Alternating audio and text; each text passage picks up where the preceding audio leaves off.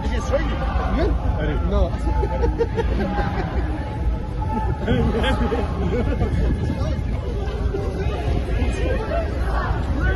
Dus je strijden.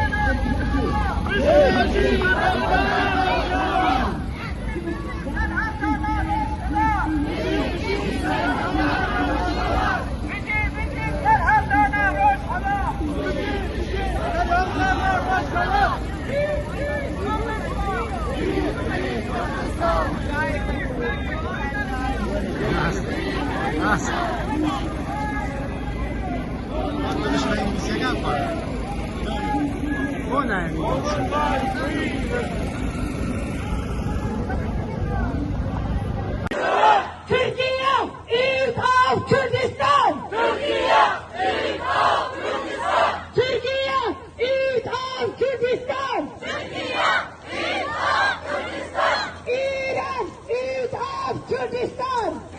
İran ut av Kurdistan! İran ut av Kurdistan! İran ut av Kurdistan! Syrien ut av Kurdistan!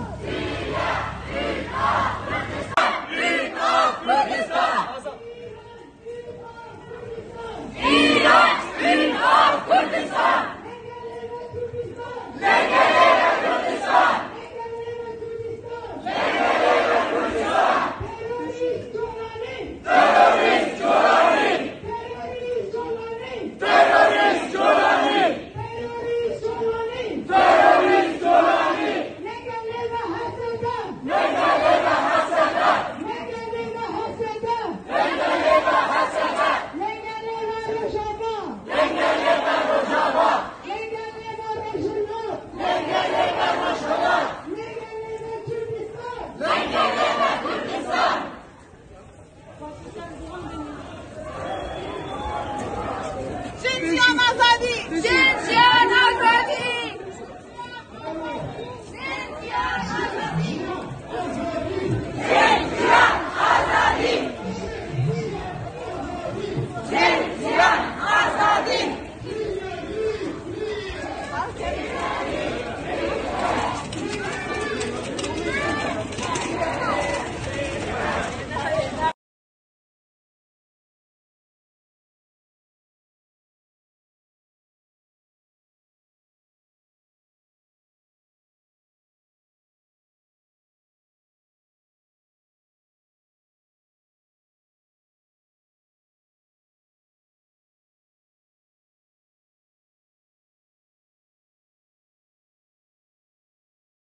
بیجی بر خدا روشاوا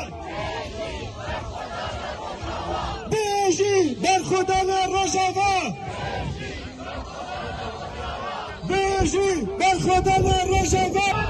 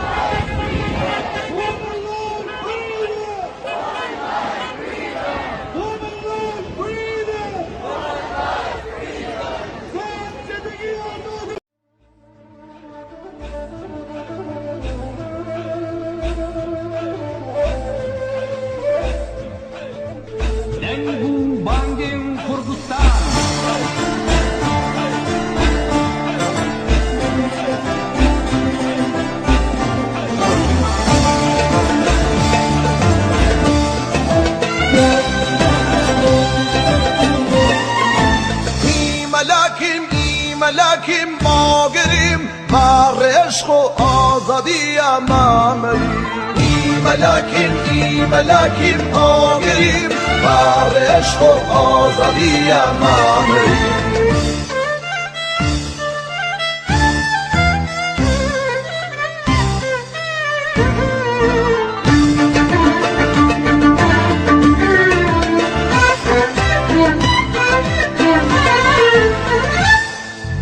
سرمان بارن خاکمان کن کوتان ماین براغم ولا آجل لدلد بیم دستر گرینی من کاکم ولا آجل لدلد بیم دستر گرینی من کاکم کوتان ماین براغم خاکمان بلاد شیرانم نیشت من دلیرانم خاکمان بلاد شیرانم نیشت من دلیرانم آگر من کورانم گیر لکستانم آگر من کورانم گیر لکردستانم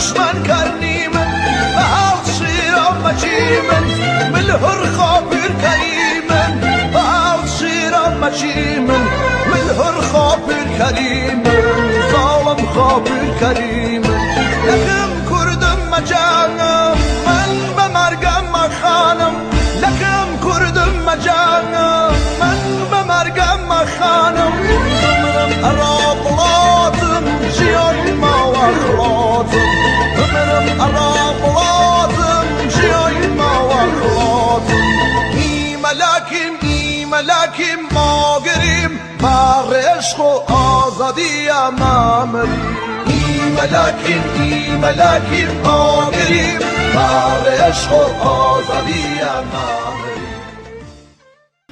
ئامادەبوانەی بەڕێز سەرەتای خۆپیشاندانەکەمان بە دەقیقەیەک بێدەنگی بۆ سەرجەم شەهیدان و قوربانیانی خەباتی بێوچانی کۆمەڵانی خەڵکی ئێران و بە تایبەت کوردستان دەست پێ دەکەین.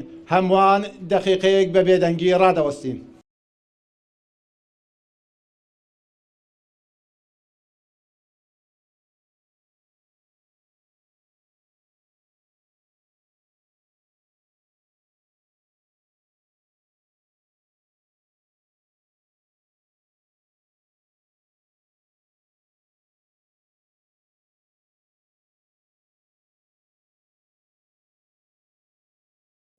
ڕۆحی هەموو شەهیدان و قوربانیانی ئەم شۆڕشە شاد بێ و بە هیوای ئەوەی کە هەوڵ و خەبات و تێکۆشانیان بە ئاکام بگا و دیکتاتۆری کۆماری ئیسلامی بۆ هەمیشە لە ئێران و لە کوردستان تێکەوە پێشرێ. ئێستاش لەو پەیوەندیەدا کۆمەڵێک شعار دەخوێنینەوە و هەمووان پێکەوە هاوکار دەبین بۆ ئەوەی کە ئەو شعارانە بڵێنەوە. ئەڵاس ئیرانین ئیسلامین هەڵڵین تۆ ئەڵاس ئیرانین ئیسلامین هەڵڵین تۆ ناینێن ئێلەمە ڤاپاوس ناینێن ئێلەمە ڤاپاوس ئێلەمە ڤاپاوس ئیرانین کانساڵێ ئامادەبوانی بەڕێز خۆپیشاندەرانی هێژا بەخێرن. ئەم یەکگرتوویە و ئەم کۆبوونەوەی ئێوە نیشانەیەکە بۆ هاوخەباتی لەگەڵ کۆمەڵانی وەزاڵە هاتووی خەڵکی ئێران. هەروەک دەزانن ماوەی زیاتر لە 2 حەوتوویە کۆمەڵانی خەڵکی ئێران لەسەر تاسەری ئێران و بەتایبەتی کوردستان ڕژاونەتە سەر شەقامەکان بۆ ئەوەی کە جارێکی دیکە بە کۆمەلگای نێودەوڵەتی بڵێن ئێران دیکتاتۆریەتێکی وەحشی لە ئێراندا کۆماری ئیسلامی دیکتاتۆریەتێکی وەحشیانەی لە ئێراندا پیادە کردووە و بۆ مانەوەی دەسەڵاتی خۆی ئامادەیە هەموو جنایەتێک بخڵقێنێ. هەروەک ئاگدارن زیاتر لە حەوتوویەکە هەموو هێڵەکانی پەیوەندی پشڕاندووە و ئێستا ئێران هیچ پەیوەندیەکی بە کۆمەڵگای نێودەوڵەتیەوە نەماوە. هەموو ئەمەش بۆ ئەوەیە جنایەتەکانی خۆی لە کۆمەڵگای نێودەوڵەتی بشارێتەوە و بە شێوازێکی ئاسان بتوانێت هەڕەمەکیانە خەڵکی ئێران بداتە بەر ڕێژنەی گولە و ئیعدام و ئەشکەنجە و ئازار.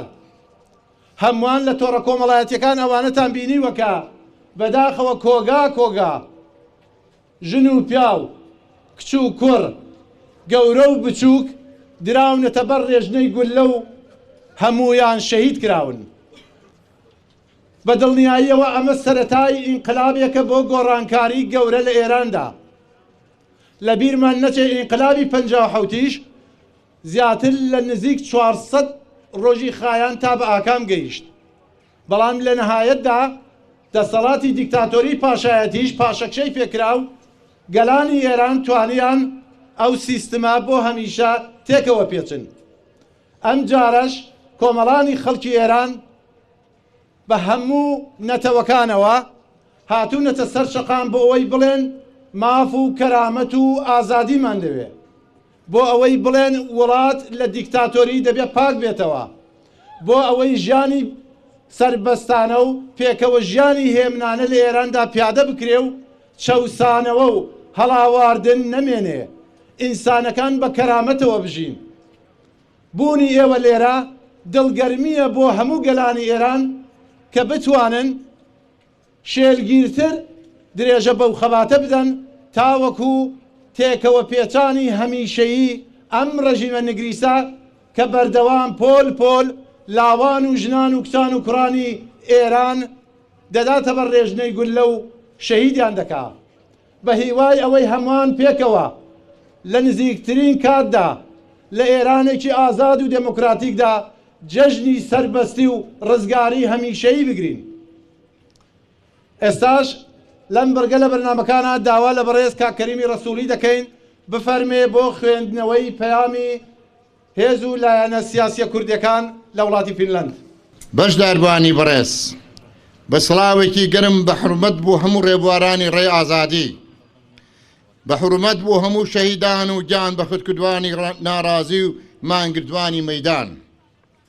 ئێمە لێرە کۆبووینەوە هەتا هاوپەیوەندی و پشتیوانی خۆمان لەگەڵ گەلانی ئێران کە بە دژی ڕژیمی تۆتالیتەری ئیسلامی ویلایەتی مطلقی فەخێی و سپای ئەمنیەتی کە پتر لە 500 جێگای شەقام و مەیدانەکانی تێکۆشاندان و دەنگی مافوازانەی ئەوان بین لە وڵاتی فینلەندا. هەروەها ئێمەش لە خەڵکانی تێکۆشەر و لایەنگری ئازادی، مافی مرۆڤ، یەکسانی و بەرامبەری هەموو نەتەوە و ئیتنیکانی ئارایی مەوجود لە ئێران کە لە حەوت حیزب و ڕێکخراوی کوردی و کوردستانی بە ناوی ناوەندی دیالۆگ و هاوکاری چالاکین کە لە بانگەوازێک بۆمانگرتنی گشتی لە کوردستان لە 8 بەفرانباری 1404 وەڵامی زۆر باشی ئەرێنیمان وەرگتووە و خۆمان بارێکدار دەزانین کە لە دەرەوەی ئێرانیش فریادی یەکەتی و هاوپەیوەندی بین لە نێوان خۆمان لەلایەک و ڕاگەیەنەکان لە فینلەند و بەتایبەت بیر و ڕایگشتی لەلایەکە دیکەش. ئازیزان، تێکۆشەرانی ڕێی ئازادی و مافتەوەری کە لە هێڵی چالاکیدان دەزانن کە دوای بربەرینی مەیدانەکانی خەبات لە نێو خۆی ئێران و وەڵامی بربەرینتربوونی لەوێ دەرەوەی وڵاتیش دەتوانێت ڕێکاری زۆر باش بوو کاریگەری و کارامەیی بزوتنەوە و شۆڕش لە گشتەکەی خۆیدا بێت. زمان و سیمای مرۆڤەکانی ئەمڕۆی سەدەی 21ەم یانی ئینتەرنێت و پەیوەندە دیجیتاڵەکانی بڕیوە هەتا ڕاستیەکان بەڕوونی تۆمار نەکرێن و بە میدیا و تۆڕە کۆمەڵایەتەکان نەگەن. تێکۆشەرانی جەسوور و نەترس، خەڵکانی فیداکار لە کچان و کوڕان، ژنان و پیاوان لە خۆبردووەکانمان کە لەنێو خۆ دەنگەکان بە دەرەوە نەگەن و بە درۆ و دەلەسەی ناخوندی لەلایەک بە ناوی وتوێژ لەگەڵ زد هێزەکانی جیهان و بەڵێنی پێدانی بە نووسراو بەوان لەلایەکی دیکە پیلانەکانی فێڵبازانە و مرۆڤ کوژەکانی بە تاک و کۆ ئەنجام بدەن و سەرپۆشیکەن و بزوتنەوە و شۆڕشی ئەم جارەش وەکو بزوتنەوەی ژن، ژیان، ئازادی بەرەو جۆرێک سەربوون ببوون. بە پێی هەموو ئەو سانسۆرێک کە هەیە هەواڵەکان و برینی پەیوەندەکان زانیاری سەبارەت بە کوشتاری هەزاران کەس قەتڵی حاکمەتی لە ناڕازایی مەیداندارانی شەقام کە لە ئارادا بوون ڕوون بووە بە تایبەتی بەشێکی چکۆی لە سوکەیەکی پێش زیندانی قەرچکی ورامین دەسەڵات نیشانیدا بۆ ترس و تۆقااندنی گەلان و پشتگیری لە بڕبڵاو و بەرتنی کۆبوونەوەکانی هەفتە ڕۆژەی ڕابردوو ئەو جینایەتە زنجیرەیە لە چوارچەوەی جینایەت دژی مرۆڤایەتی جێدەگرێ و ئێمە بە توندی مەحکومی دەکەین. لە کۆر و کۆمەڵە بەشە دۆست و شۆڕای مافی مرۆڤی جیهانی کۆمیتەی دۆزینەوەی ڕاستیەکان چاڕوانیمان هەیە ئەو جینایەتانە بە توندی مەحکوم بکەن و یارمەتی دەربن کە ئەوەی کورسەکانی بەناو نوێنەرایەتی دیپلۆماتیکی کۆماری ئیسلامی ئێران لە جیهان سڕ بکەن و ئەو ڕژیمە دژی گەلیە سەبارەت بەو شێوە بەڕێوەبەرێ لەجێر چاوەدێری بگرن. Eyleme Vapaus İran'ın kansalı.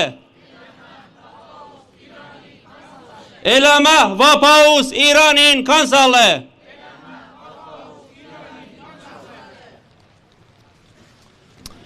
ئامادەبوانی بەڕێز دیکتاتۆریەتی 47 ساڵەی کۆماری ئیسلامی ئێران دەستی نازیەکانی ئاڵمانی لە پشتەوە بەستووە و ڕووی هەموو دەڕەندەیەکی مێژووی سپی کردووە.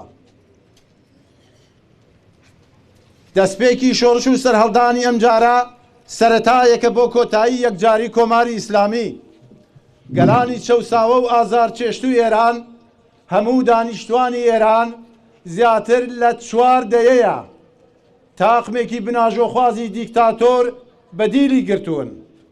ئێستا خەڵک لەسەر شەقامەکان لەسەر تاسەری ئێران سینجان کردووەتە قەڵخانی گولە بۆ ڕاوەدونانی ئەم ڕێژیمە.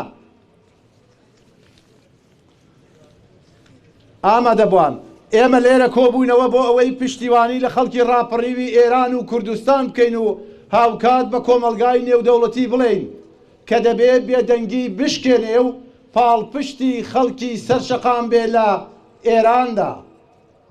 خەڵک خەبات دەکەن بۆ پاراستنی کەرامەتی ئینسانی و ژیانێکی شەرافەتمەندانە و خەبات دەکەن بۆ بەهاو بایەخە بەرزە ئینسانیەکان خەبات دەکەن بۆ داهاتوویەکی گەشت دوور لە چەوسانەوە و هەڵاواردن. ئێستاش داوا لە خاتوشەهێنی زاد ئەحمەد دەکەین بفەرمونون بۆ خوێندنەوەی پەیام بە زمانی فارسی. عزار گرامی، با درود به شما و تمامی پویندگان راه آزادی و با ادای احترام به یاد شهیدان و جانبختگان راه عدالت، ما در اینجا گرد آمده ایم تا همبستگی خود را با مردمان آزادیخواه ایران اعلام کنیم. همان کسانی که در بیش از 500 نقطه علیه استبداد مذهبی و امنیتی به پا خواستند. ما مجموعی از فعالان راه آزادی و برابری در قالب 7 حزب و سازمان کردستانی تحت عنوان مرکز دیالوگ برای همکاری وظیفه خود می‌دانیم که صدای حق طلبی آنان در فنلند و در جوامع جهانی باشیم. ما که در فراخوان احتساب عمومی 18 دی ماه 1404 با پاسخ قاطعی و مثبت کردستانیان روبرو شدیم، امروز بر تداوم این همبستگی تأکید می‌کنیم.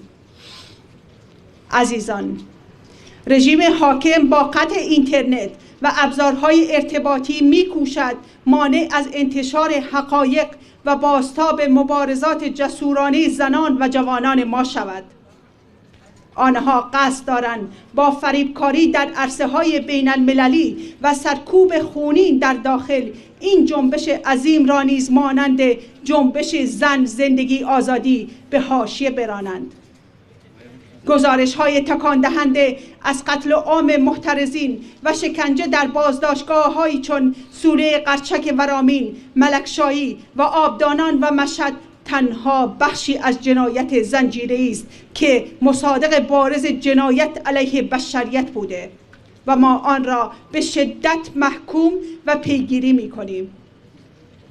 ما از نهادهای حقوق بشری و کمیته حقیقتیاب سازمان ملل انتظار داریم و درخواست داریم ضمن محکومیت این جنایت با فشار بر جامعه جهانی کرسی‌های دیپلماتیک این رژیم ضد بشری را آچمیز کرده و سران آن را مورد تعقیب بین المللی قرار دهد. مرگ بر دیکتاتور! مرگ بر دیکتاتور! مرگ بر جمهوری اسلامی! مرگ بر جمهوری اسلامی! این آخرین نبرده نه رعیتیم نبرده! این آخرین نبرده نه رعیتیم نبرده! لماکو و تا ایلام یک سنگر و یک پیام! Eleme ve paus İran'ın kansalı. ئێستاش داوا لە خاتوشیلان ناسری دەکەین بفەرمێ بۆ خوێندنەوەی هەمان پەیام بە زمانی فینلاندی. Lämpimät terveiset teille kaikille ja kaikille niille, jotka kulkevat vapauden tietä. Kunnioitamme tänään syvästi kaikkia mielenosoituksissa ja lakkoissa menehtyneitä sekä niitä uhreja, jotka ovat menettäneet henkensä vapauden, oikeudenmukaisuuden ja ihmisarvon puolustamisen vuoksi. Olemme kokoontuneet tänne osoittaaksemme solidaarisuutemme ja tukemme Iranin kansalle, joka on noussut kaduille ja aukioille yli 500 kaupungissa vastustaakseen poliittisen islamin totalitaarista järjestelmää, joka perustuu ehdottomaan uskonnolliseen, sotilaalliseen ja turvallisuuskoneiston valtaan. Me olemme täällä ollaaksemme heidän äänensä Suomessa. Jiyan Azadi! حضور هموطنان عزیزم، من به نوبه خودم از همتون متشکرم که در این هوایی که سرد اومدین در حمایت از هموطنانمون در داخل ایران در این جمع مشارکت کردین. حقیقتا من متنی رو آماده نکرده بودم، ولی این رو که میبینم ما هم به دنبال آزادی و دموکراسی هستیم و اگر قرار باشه برنده بشیم در این جنگی که با جمهوری اسلامی داریم، یا هممون برنده میشیم یا هممون بازنده میشیم. پس بهتره دست به دست هم بدیم و حول محور آزادی و دموکراسی مقابل این جمهوری اسلامی بایستیم. خسته نباشید. من بازم تشکر میکنم از اینکه تشریف آوردین در حمایت هموطنانمون و فراموش هم نکنید ژیان آزادی این از شعار ملی. لما تا ایلام یک سنگر و یک پیام. جیان آزادی. جیان آزادی. پێشەم شتێک ماندوو نەبوونی لە ئێوەی خۆشەویست عزیزانی خۆشەویست کورد کاناڵ ڕێز و سڵاوی تایبەتی بۆ هەموو خۆشەویستانە کە لێرە کۆبوونەتەوە. پێشەم شتێک بەداخ و پەژارێکی زۆرە لە ماوەی 2 حوتی ڕابردوودا شەهیدێکی زۆر دراوە لە کوردستان و لێرای سەرخۆشی لە بوونە ماڵی ئەو شەهیدانە دەکەین کە بە دژی ڕژیمی جەنایەتکار و تەروریست پەروەری کۆماری سامی لە خەبات و تێکۆشاندان. بەداخەوەت بڵێن کە لە ماوەی 47 ساڵی دڕندەی کۆماری سامیدا وەکو ڕێبەری شەهیدمان دەفەرمێ گەلێک ئازادی بێ دەبێت نرخەکەشی بدا. نرخی یەکەم درا، نرخی دووهەمیش گرانە و قورسە و دەژرێ. بەڵام بەداخەوە لە وەزعەتی ئێستادا گەلەکەمان بەداخەوە هەموو شتێکی لێقت کراوە هێشتا خەبات بەردەوامە قوربانی زیاترە. زۆر لایەن هەن بەداخەوە وەزعەتەکان بە شێوەی قۆستوەتەوە کە گەلانی ئێران تووشی نەگەرانیت دەکەن تا ئەندازێ، بەڵام واژ نییە. خۆتان دەزانن لە ماوەی 80 ساڵی ڕابردوودا گەلی کورد خەباتی مەدەنی خەباتی شاخ و شار بە بێگۆگرە دەران و قوربانی زۆریشان داوە. ئێمە لە حاڵەتێکدان ئیستا هەمومان ئامادەین نەک بە فروبەستەڵک لە هەر شوێنێک پێمان بسپێرە کە ناوەندی هاوکاری پێمان بسپێرێ ئامادەی گیانمان بخکێ بۆ گەلەکەمان. پشتیوانتانین لەگەڵ ڕێز و سڵاو بۆ بنەماڵەی سەربەدی شەهیدان پیرۆزە ڕاپەڕینی گەلانی ئێران و گەلی کورد بەگشتی. هەر وەک دەزانن خەباتکارانی وڵاتی فنلند لە شاری تورکۆ کۆبوونەوە لە گردێمایەکی ئەوە کە ناڕزایەتی خۆیان بگەێنن بە ڕژیمی دیکتاتۆری ئێران و حمایەت بکەن لە خەڵکی سەرشەقام ئەو خەڵکی کە هەزینە بە هەموو شێوەیەک هەزینە دەدا هەزینەی جانی هەزینەی ماڵی بۆ ئەوەی کە استقرار بکە نظامێکی دموکراتیک نظامێکی سێکۆلار و ئێمە لەسەرمانە بە هەموو شێوە لە هەر ئاکسیۆنێک لە هەر کۆبوونەوەیەک لە هەر سەمینارێکدا بە هەر شێوەیەک کە بۆمان دەکرێت حمایەت بکەین لەو خەڵکەی کە بە هەموو شێوە هەزینە دەدا و ڕوو دەکەین لە کۆڕ و کۆمەڵە نێونەتەوەیەکان لە بیر و ڕای گشتی و دەنجی خۆمان دەگەینین بەوان ویستیوان دەگەینین بۆ خەڵکە تا بتوانین مؤثر بین لەسەر هەر ئاڵوگۆڕێک کە بەسەر ئێراندا دێ و داوا دەکەم لە خەڵکی ڕۆژهەڵات لە کوردانی ڕۆژهەڵات هەروە یەکگرتوو بن و نەتوانن دوژمن بە هیچ شێوەیەک تەئسیردا بنێ بەسەر یەکگرتووی ئەوان بەسپاس. بەڵێ لێرە کۆبوونێتەوە بۆ پشتیوانی و هەمبەستگی لەگەڵ خەڵکی وەزاڵاتوی ئێران بەتایبەت ڕۆژهەڵاتی کوردستان و دەنگی خۆمان نەخەینە پاڵ دەنگی خەڵکی ڕۆژهەڵاتی کوردستان لەگەڵتانین پشتیوانتانین ئێمە قەولتان پێ ئەدەین کە دەنگی حەقبێژی ئێوە بین لە دەرەوەی وڵات پەیمانتان پێ ئەدەین کە هاوبیرتانین لەگەڵتانین و لە هەمان کاتە ڕووخانی دیکتاتۆر نزیکە هیوادارین کە لە ئایندەیەکی نزیکە هەمومان پێکەوە جەژنی ڕووخانی دیکتاتۆر بگێڕین پێکەوە لە کوردستان. لێرەوە سڵاو دەنێرم بۆ جانی پاچی شەهیدانی کورد و کوردستان و سڵاو دەنێرم بۆ خەڵکی خەباتجێر و خۆراگەری کوردستان بۆ هەموو ئازادی خوازانی ئێران. ئێمە لێرەین ئەمڕۆ بۆ پشتیوانی خەڵک و هەرچەندەکە لە توانامان داوێت هەرچەندەکە لە دەستمان بێت بۆ پشتیوانی لە خەڵکی ڕاپەڕیوی ئێران و کوردستان درێغی ناکەین بە سەرما و گەرما لە هەموو کات و ساتێکدا ئامادەین پشتیوانی لە خەڵکەکەمان بکەین. بژی خەبات و تێکۆشانی گەلی کورد مردن و نەمان بۆ ڕژیمی دیکتاتۆری کۆماری ئیسلامی. جنگیان ئازادی Nein, Elena Wapphaus! زۆر سپاس بۆ ئێوە بۆ زەحمەتەکانتان بێگومان هەروەک دەبینن بەشێکی زۆر لە کوردانی دانیشتووی شاری تورکووە دەوروبەری ئەوڕۆ لێرە کۆبوتینەوە. پەیامی ئێمە تەنها یەک پەیامە، ئێمە پشتگیری لە خەڵکی ڕاپەڕێوی ئێران بەگشتی و خەڵکی کوردستانی ڕۆژهەڵات بە تایبەتی دەکەین. وا دیارە ئێمە بەشێگەوانەی کە لێرەین بە ئیجبار تەبعید کراوین، بەڵام هەمووی ئێمە باگراوەندێکی سیاسیمانەیە، هەمووی ئێمە زوڵم و ستەمی ئەم ڕژیمە فاشیستە ئەم ڕژیمە دیکتاتۆرەمان بە دڵ و بەجەستە هەستمان پێ کردووە، هەستمان پێ کردووە کە ئەوان ئێستا لە چ ئازارێکدان لە چ کێشێکدان، بۆیە ئێمە پشتگیری خەڵکی خۆمان دەکەین تا ئەوجێ کە بۆمان بکرێت دەنگیوان دەگەێنین بە ناوەندە پەیوەندیدارەکان ئەوەی کە مەبەستی ئێمە هیچی دیکە دەوڵەتی ئێران بە سیاسەتەکانی کە دەگەڵ دنیای دەرەوە دەیکان ناتوانێت شەرعیەت بەخۆی بداتەوە. هەرچەند لە نەزەری ئێمە ملەتی نێوخۆی ئێران و خەڵکی کورد ئەم دەوڵەتە قەت مەشروعیەتی نەبووە، بەڵام ئێستا لە دنیای دەرەوەش ئێمە دەستی ئەم ڕژیمە فاشیستە ڕوو دەکەین. ئێمڕۆ ئێمە گشتمانوەلێکا کوبی منە سوارا پشتیوانیکردن لە مردم ڕۆژهەڵاتی کوردستان، خاستەن ڕۆژهەڵات کوردستان و مردم ئێران کشتیان هانە سەر جادەکان کە دێرن دەفا لە ئازادی و داوای حەق و حقوق خۆیانگەن. ئێمە وەکو کوردگەل لە دیاسپۆرا هەڵدەی من کە پشتیوانیان بیم لە خارەجوە دەنگیان بڕسیم نە شوونگەلێک کە توانێت تاثیر لەسەر زندگیان توانێت تاثیر لەسەر ئازادیان دابنێتن.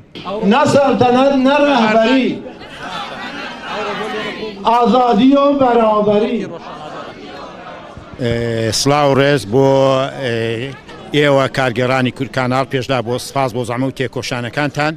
ئێمە ئەوڕۆ لێرە کۆبووینەوە بۆ پشتیوانی لە ڕاپەڕینی کۆمەڵانی گەلانی خەڵکی ئێران، بەو هیوایە بە هاوکاری و یەکگرتووی و خەبات و تێکۆشانی هەموو لایەکمان هەرچی زووتر سایەی شومی کۆماری سێدارەی ئیسلامی لە سەری گەلانی ئێران لابەرین و حکوومەتێکی دموکراتیک و فیدراڵی لە وڵاتەکەمان بێنینەکایەوە.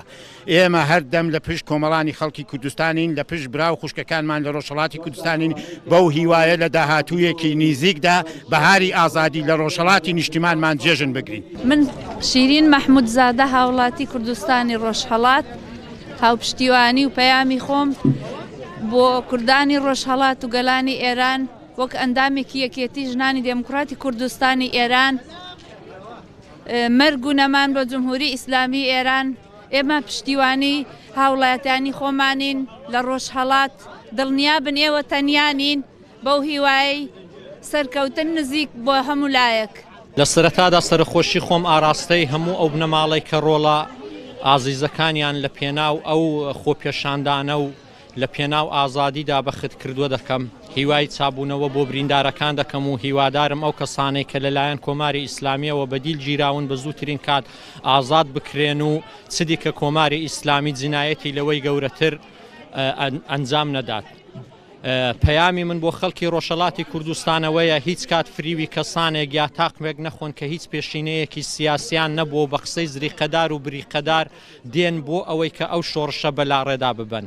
بۆ ئێمەی کورد زۆر ڕوونا کە لە پێشدا کۆماری پاشایەتین زۆر بە باشی ناسیوە و ئێستا کەینەش کۆماری ئیسلامی کە ماهیەتی هەرتوو سیستم و هەرتوو ڕژیم بۆ ئێمە زۆر ڕوونا. جا بۆیە پێم وایە خەڵکی ڕۆژهەڵاتی کوردستان زۆر لەوە ئاگاترە کە فریوی ئەو تاقمانە بخوات و بەردەوام دەبێت لە ویست و داخوازی و مافەکانی خۆی. هیوای سەرکەوتن بۆ شۆڕشی گەلانی ئێران دەخوازم، یەک لەوان خەڵکی ڕۆژهەڵاتی کوردستانی من دلیرانم آگرمان کورانم لکستانم آگرمان کورانم لکردستانم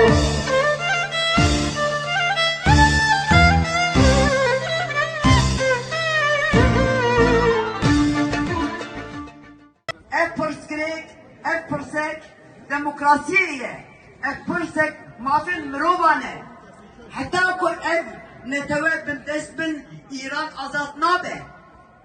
Heta ku gel biçek, girtigeh û cezayên mirinê werin tunekirin İran nabe devletekî demokratik. û ji ber vê yekê ye divê em li welatên ku lê dijîn daxwaz bikin ku Kurd Belucan dişkîne û ciwanên wê dikuje rawestînin. Li gelê Kurd û Belûcî re em dibêjin.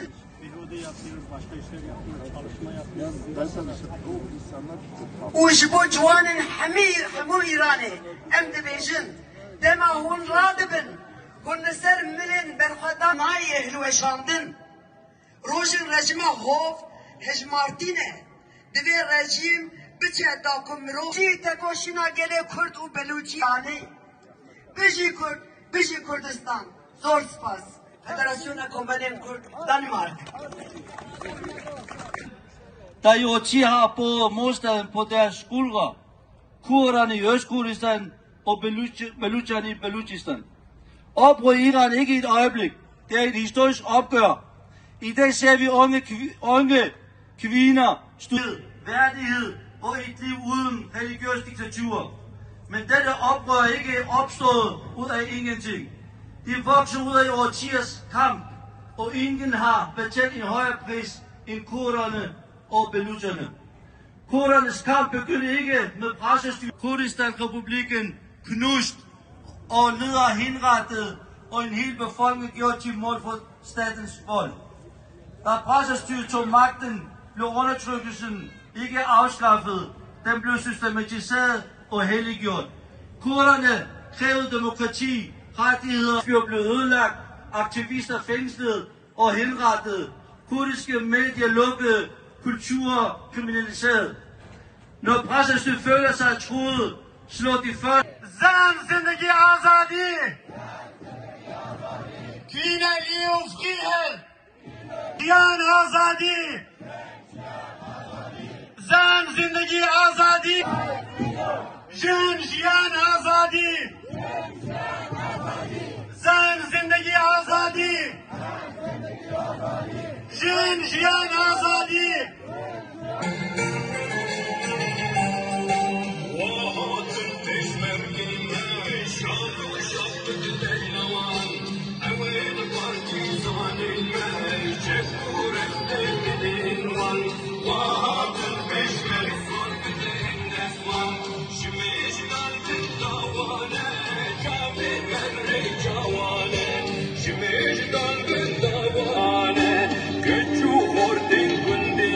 من بسرودی نتواتي دجمن شكالي اي رقيب دست بيدك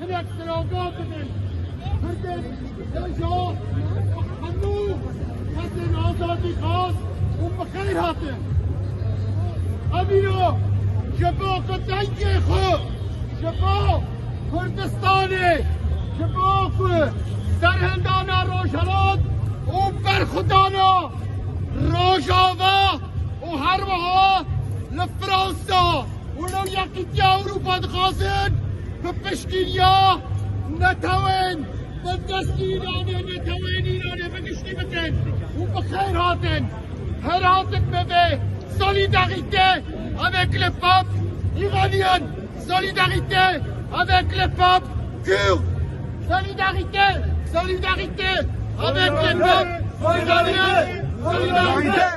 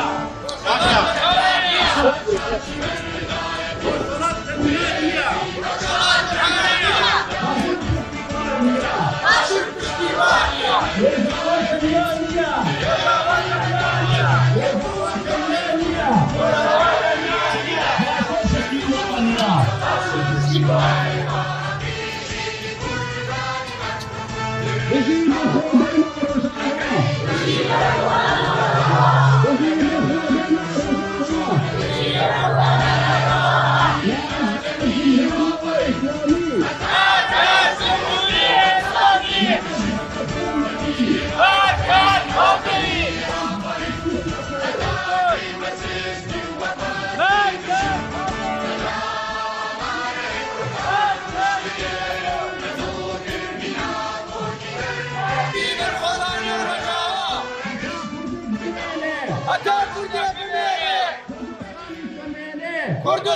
جمينه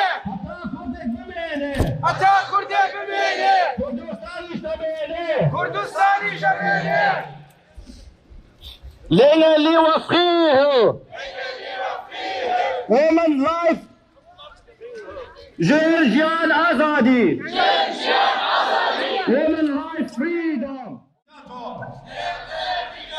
نيل ملك فاشيزم نيل ملك فاشيزم بان جمهورية إسلامي روشالات سرهلدانا روشالات الخدانا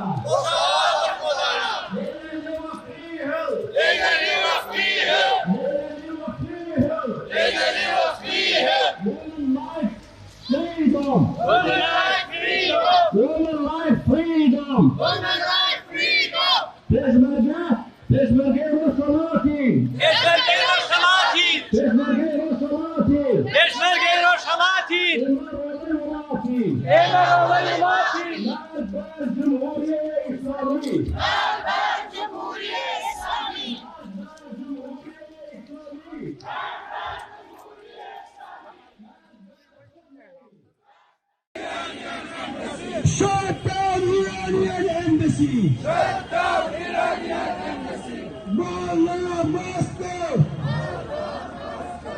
Assassinate Moscow! Mullah Moscow!